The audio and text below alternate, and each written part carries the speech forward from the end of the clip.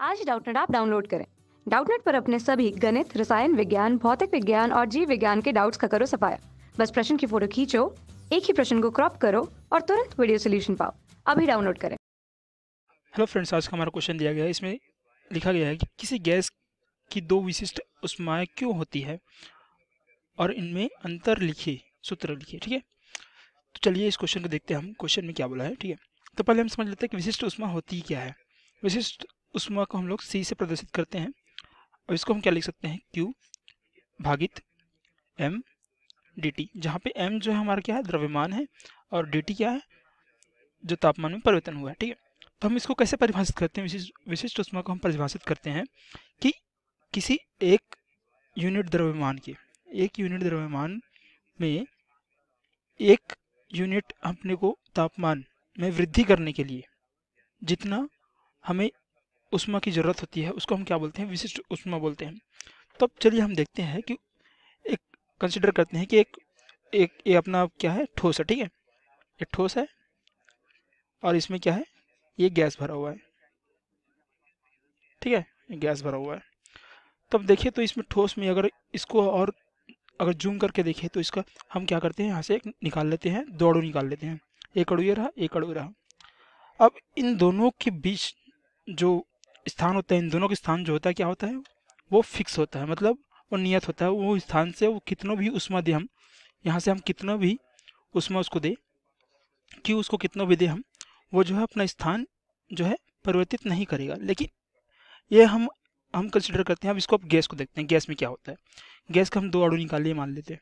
ठीक है, तो इन दोनों का स्थान जो है नियत नहीं होता, ये परिवर्तित हो सकता है। यदि हम इसमें उष्मा दे तो इनकी जो गतिज ऊर्जा है वो बढ़ सकती है, इनकी जो बीच में गतिज ऊर्जा है वो बढ़ जाएगी, और इनके बीच का जो जो स्थान है वो बदल सकता है। ठीक है, वो आपको निर्भर करता है कौन से पराक्रम से आप से उस पर उष्मा दे रहे हैं। ठीक है, आप क्यों किस किस पराक्रम से आप दे रहे हैं। तब आते हैं हम कि जैसे मान लो कि हम सॉलिड पे, हम किसी ठोस पे हम उष्मा दे रहे हैं, तो उसके लिए हम लोग केवल सी का प्रयोग करते हैं, क्योंकि उसमें पराक्रम पे निर्भर नहीं करता। लेकिन गैस, हम लोग मान लो अगर हम लोग कांस्टेंट प्रेशर से हम उसको उष्मा दे रहे हैं, ठीक है, समतापीय से हम उसको उष्मा दे रहे हैं, तो उसमें जो उष्मा जाएगी वो अलग होगी। ठीक है, समतापी के लिए आपका, और जो अब सम आयतनिक होगा, सम आयतनिक में आप पराक्रम से आप जो उष्मा देंगे वो दोनों आपके बराबर नहीं होगा, अलग अलग होगा। तो इस कंडीशन में हम क्या करते हैं, इस कंडीशन में हम लोग यूज़ कर लेते हैं CV और CP का। मतलब आपका विशिष्ट उष्मा कब, जब आपका जो समायतनिक पराक्रम है, और जब CP कब यूज़ करेंगे, जब हमारा जो पराक्रम है वो क्या होगा, समदापीय होगा।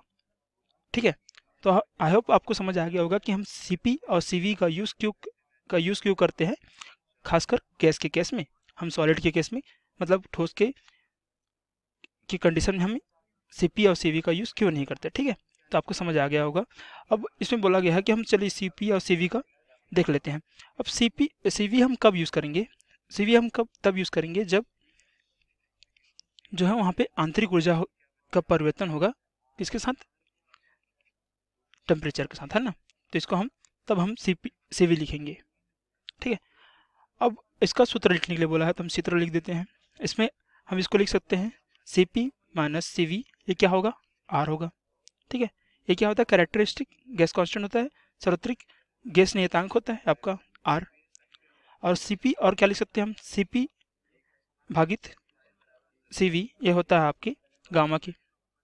और गामा का आपका जो मान होता है वो चेंज होते रहता है, वो 1.3 या 1.4 हो सकता है, वो आपके मॉलिक्यूल्स पर निर्भर करता है। ठीक है, तो आई होप आपको समझ आ गया होगा और हमने इसका आंसर जो है निकाल चुके हैं।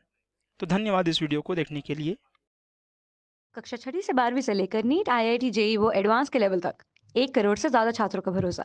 आज ही डाउनलोड करें डाउटनेट ऐप या व्हाट्सएप करें अपने सारे डाउट्स 8400 400 400 पर।